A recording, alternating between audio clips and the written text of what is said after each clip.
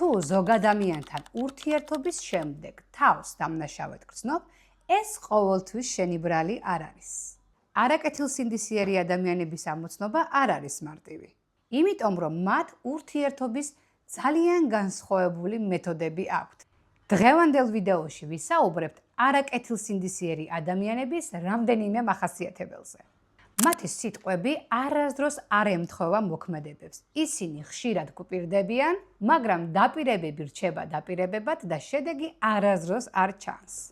ასეთი ადამიანები ყოველთვის არიდებენ თავს პასუხისმგებლობებს. მათთვის სულ არსებობს ვიღაც ან რაღაც, რომელიც დამნაშავეა იმ ყველაფერში, რასაც თვითონ აკეთებს. ამ ადამიანებს აქვთ შენში დანაშაულის შეგრძნების გამოწვევის უნარი. ყოველთვის გაგრძნობინებენ, რომ პრობლემა მათში კი არა, შენშია. შენ ხარ ზედმეტად მგრძნობიარე ან ზედმეტად მომთხოვნი. არაკეთილსინდისიერი ადამიანები არასდროს არ ცნობენ სხვის საზღვრებს.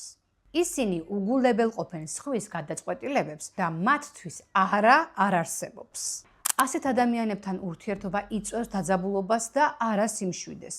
მათ გვერდით რაღაცნაირად სულ ფრთხილად უნდა იყო.